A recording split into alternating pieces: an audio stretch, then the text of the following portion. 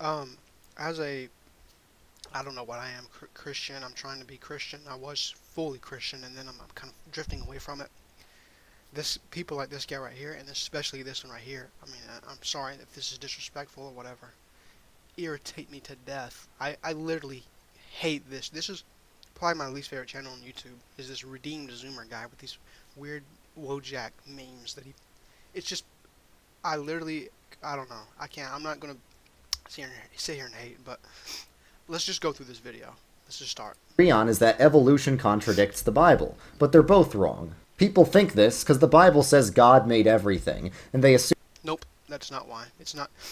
Um, as a Christian, I don't know what agnostic Christian, whatever.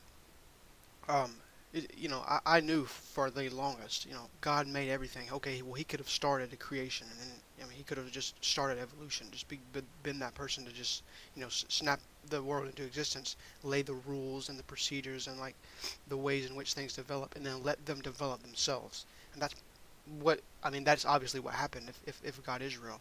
So no, that's not why people say that. That's not why atheists say that at all. Assume that if life So developed by the that natural process and of. I have to emphasize that because this guy's entire channel is just a freaking hodgepodge of strongman arguments. Just the entire channel, literally all of it. It's the entire time. Look up like 50 arguments for atheism or something like that, where he goes through. It's just like one of them was like religion causes wars. Like it made me that was what he thinks the atheists make the argument. I mean, some do, but buddy, what I'm going to do on my channel is strongman the absolute absurdity out of you guys' arguments, and I'm going to make them look the best they can, and then address them, and not just be like address things that only retards would say, only idiots would say, like, oh, religion causes wars, therefore it's not real. Like even in the Bible, it says it's going to cause. Like, come on, bro, no one's saying that. Evolution, it means God didn't make it. But they would say God made them, even though they developed by a natural process. God didn't just snap his fingers and make them fully formed, they developed over time. But God was still in charge of the whole process, because God made space and time. So God made things evolve exactly as he wanted them to. Yes, evolution depends on random mutations, but nothing is truly random since God controls everything. Proverbs 16:33 says that even when humans make a supposedly random decision, like rolling dice, God still determines the outcome. In the Bible, there are two. Uh, that's not true randomness, by the way. I think he thinks that's what atheists would say is true random. That's not true randomness when you roll a dice. The only time we observe true randomness is at the quantum level. Um, so already just off to horrible starts all the way through.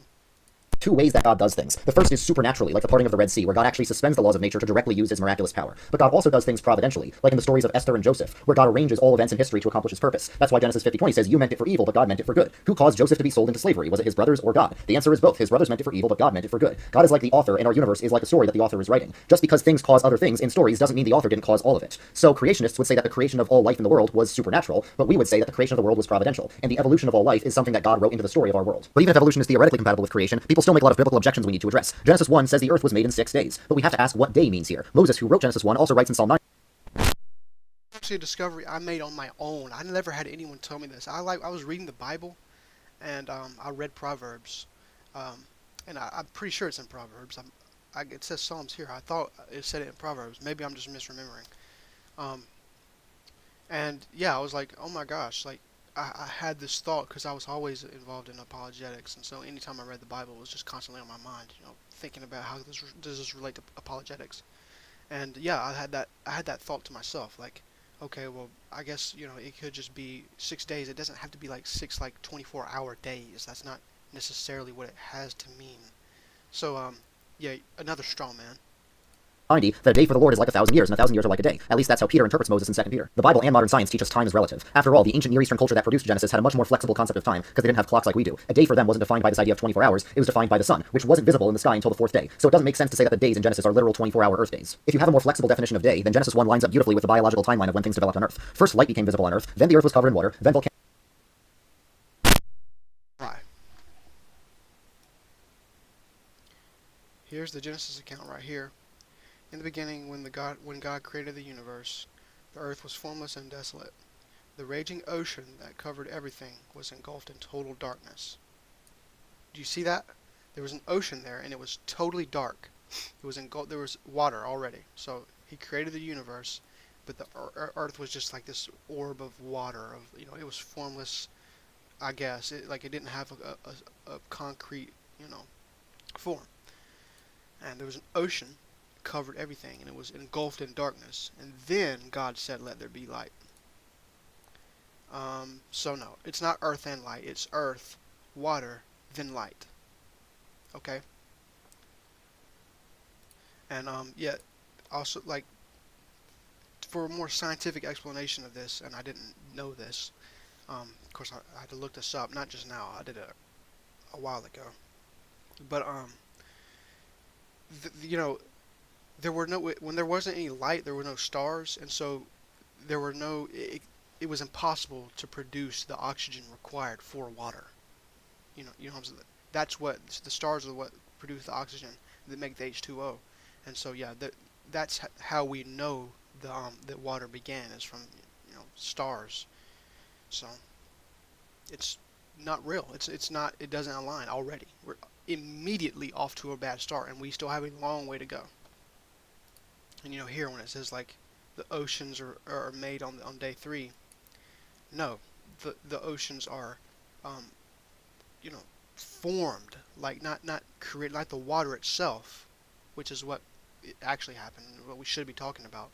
But here it's talking about separating. When the ocean formed in the Bible, it wasn't water being created. It was water separating and like from the sky and then from the earth. Uh, you see here, let the water below the sky come together in one place so that the land will appear. Um, and the water which had come together he named sea. So the water which had come together, not which had appeared, not which had been created, which had come together, which was already created up here. It's it's blatantly clear. It's there is no other way to interpret this. Life cleared the sky so you could see the sun, moon, and stars. Remember, the Bible doesn't say the sun, moon, and stars were created on day 4, just that they appeared in the sky on day 4. This is we can maybe let this go. Um, you know, like it can be interpreted. It is not the most natural interpretation of the book. It says the earth was light. This is how it was actually taught in my church. Actually, the light. They said it's not the sun. They said like the light was like him, like God's glory or whatever. And he and so that was the light for the time being. And then later on, he created the light and made day and night just to kind of set the stage, I guess. And then later on, that is the most. Then he makes and that's what it says here. Where's it at? Day 4. Um, and I'm in the King James version now. I swapped versions to get like the most accurate the version. Let there be lights in the firmament of heaven. Um, let them let them be for lights in the firmament of heaven. And it was so. And God made two great lights. He made them. Okay. He didn't make them appear. He didn't disperse the atmosphere. He didn't clear the sky because they already talked about the sky up here. It doesn't say he cleared the sky. It says he made two great lights. And so that's actually what happened. You can interpret it the other way, but when we interpret it the right way, it doesn't make sense because, of course, plants cannot be created before the sun and the moon. Um, Plants came after the sun and the moon, so that's another mistake. You can interpret it the other way, but that is not the way that is not the most natural reading of the text. I don't know. He says it says nothing about the sky clearing up. It says nothing about any of that. It says about a mysterious light. Let there be some light, but does it say anything? That could be his glory. That could be whatever. Um, it doesn't say anything about the sun specifically until the fourth day. But of course, you can agree with him on this and disagree with me on that. All the other already dismantles your entire narrative. So this is kind of minor. but it is worth mentioning. Okay, I'll swap back to this. I'm not on the ASV version because I like how every paragraph is a day. I love how it does that. It makes it much easier to go through. There's another point that I want to make. Moon and stars. Then the Cambrian explosion produced lots of aquatic life, the water creatures, and after that, mammals formed on land, and then humans formed. Genesis 1. I wonder why he skips over birds. Let's see. On the fifth day, God said, "Let the waters swarm with swarms of living creatures, and let birds fly above the earth." See how they're divided in the paragraph and into days. Okay, that's important right now. This is the fifth day. Then all this is the sixth day. So anything that happens here comes after this. Obviously, I just have to say that because there are going to be some idiots that try and deny it. Um, Let birds fly above the earth in the open firmament above heaven. God created the great sea monsters, every living creature that moveth, um, and every winged bird after its kind. And God saw that it was good. Okay, so sea creatures and birds are on the same day. Then we get mammals and like creeping things and beasts of the earth, like that. The more the land animals. It seems to be like flying um, and sea animals here than land animals here. He doesn't mention the birds in here because that's not the order. Birds are a direct product of land creatures, specifically dinosaurs. Right there. So they came after right here. All these dinosaurs would be included in this right here, in this sixth day. So if dinosaurs were created on the sixth day, how were birds created on the fifth? That makes no sense. So the levels, it's just wrong, wrong, wrong, wrong. And how he didn't see this is beyond me. Well, it's not really beyond me. It's because he is trying to fit it into a narrative. He is trying his hardest. Like, it's a cope. He's coping. That's what it is. I don't have to cope. I'm trying to find the truth, so I can be honest with myself. But losers like this have to lie to themselves, have to convince themselves of whatever. So I don't know if it's because he wants to get more views or because he wants to feel good or fear, he's scared. I don't know. But I hate how, I mean, it's blatantly clear. It's like, this is not something that, like, he made a very comprehensive video on this and somehow didn't recognize any of this. I'd really have a hard time believing that he didn't recognize any of it. I'm more inclined to believe that he is selectively picking what to believe and what to not. That's why this is so irritating to me. Come from other creatures. But the Bible means Another Adam did ridiculous not straw man. I don't know who would say that. come from other creatures. Had ancestors, so why couldn't Adam have ancestors as well? Science has revealed that the first single-celled life did come from the ground, and everything else is descended from that. It seems like this guy is positing this as like, oh wow, look, God, let's see, look, our scripture says that we came from dust, and then way later, we couldn't have known that. We couldn't have known that. And then way later, science, we discovered that, yeah, we did come from dust. We did. Like, that is... No, this is... If I had written a book back then, I made my own, I'd have said the same thing. And my reasoning for that... Also, it's literally included in your book. It says, from you come from dust, and to dust you return. So it's not like we didn't need... it's not like, oh, they had this, like, thought back then, and then we proved it now. No, it was just... That's just what they observed back then as well. We always knew that our bodies were made from the same material that comes from the earth, and that it degrades as a cycle. It's obvious. It's so clear. This is not anything new. This right here is very interesting. I would just like to, I mean, obviously this is just funny, speculative bullcrap from this guy, so I'm just gonna entertain it. Like, these guys would have been, if God selects like this guy right here and chooses him to be Adam, right?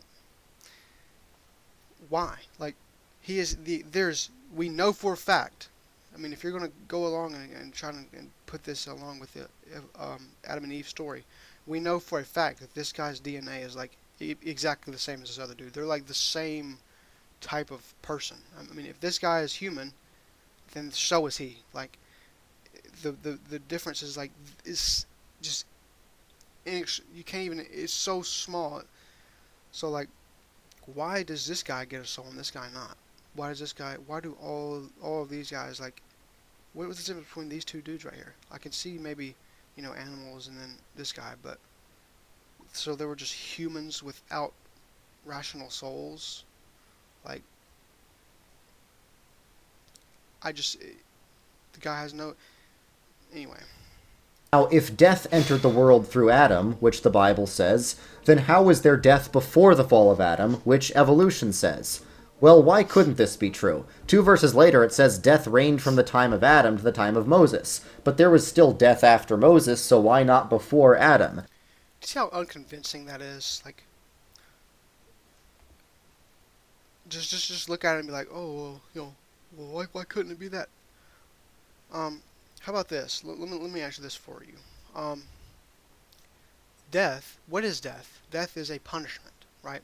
Yes. Let me answer that for you. Yes. That the reason death was came into existence is because it was a punishment. Okay. So, if and a punishment for what? For something that Adam did. So if death existed here, you see where my cursor is? If death existed here, and it's a punishment for this guy's faults, like, do I need to explain any further? Like, what are you talking about? That makes no sense. Um, this is the dumbest point you've made so far in the entire video. So why should the death that Adam brought not chronologically apply to creatures that came before Adam? That would be because it's they didn't do anything to deserve it. If there was no sin before, I mean, the unfathomable amount of agony and torture that just characterized this entire planet's development up until Adam, as you're saying. Yeah, maybe his God's grace covers that, but the whole point about the Genesis story was the reason we have to endure any of the suffering on Earth is because of conscious, like, free will chosen decisions that we made, which there are all kinds of problems with the Adam and Eve story, with how in the world would they even know what good and bad is if they didn't know what good and bad is? How can you hold them accountable for their actions for eating the apple if they did not know what good and bad is? Regardless of that, like, it's just, you can't punish people for doing something that they never did, or creatures for doing something that they never did, even if you reward them later. Like, that's why. Because the whole point of that book was to say that the reason you have this suffering is because of this decision. But before Adam, they didn't make it. So that makes no sense. So you just undermined your entire story. It was humanity siding with evil over eternal life with God. How can we side with evil if we have no knowledge of what evil is? That is just a blatant contradiction. That makes no sense at all. I just, how these people just believe this is just beyond me. The video is pretty much already over. Things have been destroyed. It doesn't align. He's just kind of going into other stuff now. But I just want to address the other stuff because he's bringing up the other stuff and it's fun. It through Christ. That's the whole theme of the Bible. God brings good out of evil. God brings light out of the darkness. And evolution is consistent with this. So he's saying the reason that sin and all this was brought in the first place was because God can look. Interpretation is that God allows evil so that he can be glorified in defeating it through Christ. He allows evil so that he can be glorified in defeating it. Let me make a direct analogy to that. I mean, like, that is like the most twisted sentence I've ever heard in my life. Like, I'm going to allow this evil, I'm going to allow you to be tortured so that you can glorify me whenever I do come in and actually... That is literally textbook emotional manipulation. Like, what are we talking about here? This is just the fact that he phrased it this way, you couldn't have found a better way to phrase it, dude. Seriously, like the words coming at you, he's just so confident in himself that he just says these things. It blows my mind. I just can't, bro. Like genuinely. Yeah, that is. He does bring good out of evil, and that would be great if he didn't create the evil. You don't get to create the evil and then be like, okay, well, some of it can be good. I'm gonna play this explanation, and you tell me how convincing you think it is. Literalistic reading of Genesis, but this video from Inspiring Philosophy shows that the ages of the patriarchs are most likely symbolic numbers rather than their actual historical ages. Many reasons for this, but the biggest one is that they're not randomly distributed. All the ages of the patriarchs are some ideal number with some symbolic significance. And ancient Hebrew culture was very into the symbolic meaning of numbers, and often adjusted genealogies so that they would fit some important number. Notice how he never goes into specifics about anything or explains anything how it could be more than 6,000 years ago, and he never does it. He just goes, well, these numbers might not be, they could be symbolic, they could be whatever. Um, I'm not about to go and do a whole freaking research this and all this, so I'm just going to spit some thoughts, and I'm going to feel validated in that because, I mean, that's what he's doing here. He's not, so I don't care. Let me just pose some things. I might be wrong, is what I'm saying. I mean, all these guys lived a long time, right? So if we're saying that these are just symbolic numbers, then they probably lived less than this time, and that means that then Adam was less than 6,000 years ago. That's actually, if we're going to take what you say, then that was probably what that means, that Adam was less than 6,000 years ago. If you're going to do this whole crap about, well, we can't take their ages. If that's your argument here, that it's just their ages. We can't take their ages and their lifespan. You're not doing anything else about like gaps in between families or anything like that. He's just talking about, well, their ages are not necessarily, they might not have lived that long. Okay, so are you saying that it's shorter? Like, really, this is kind of unimportant because the story of Noah is really where this actually like begins to be like, nah, this don't make any sense. And it gets even worse because Adam and Eve, they're anyway. So we can't have come from just two people. So you see what I'm saying? Like we all came from Adam and Eve, but no, actually we all came from like Abraham, which is even closer to where we are now. But yeah, the amount of genetic variation we have right now is just, dude. And I watched a video on this before. Like people say, like, well, he just gave Adam and Eve more, I don't know, variables in their genes or whatever. Proof? Where's the proof? You just have to assert that. You just have to claim like you just insert magic everywhere. It's just like, well, yeah, you're right, but it could have been magic. He could have magically done it. So no, if you're gonna resort to your naturalistic explanation, two people, Adam and Eve, cannot have produced the amount of genetic variation that we see in the world today. It could not have happened, and especially not within the time from just 6,000 years or however long. But even if it was beyond 6,000 or however way beyond, it still was not just two people. It wasn't. That's not how it worked. Or two creatures or two whatever. Now that's not to say we do share a common ancestor. I mean everyone shares a common like, but there is no like, two singular humans who are the parents who started everyone. That's not it. So I'll end with this: the Adam and Eve being like the common ancestor is different than them being. They're actually the soul ancestors. And as I'll show you right here. Like it's different. Um, Science says there was a plethora of humans, and then like one of them, of those people, that's where our line comes to. But it's still a pool of genes, right? Whereas in Adam and Eve, it's just those two, and it's just those two's genes, and it's completely different actually. So just as we say common ancestor, it's different. It's different than the only ancestors.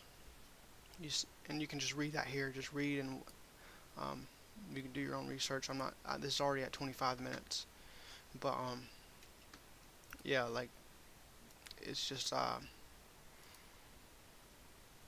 I guess I don't know if that's even what he was doing, but a false equivocation, if that's what he's trying to do.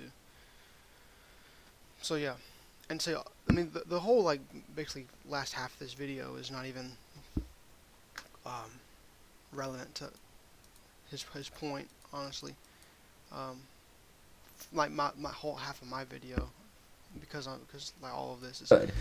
this is the main stuff here, right? God also writes in How this is just not true. How he just lies about the Earth, the creation account aligning with what we know to be true from observational science. No. Um, anyway, so I think I made my point. I'm kind of just reiterating. We'll get in the video.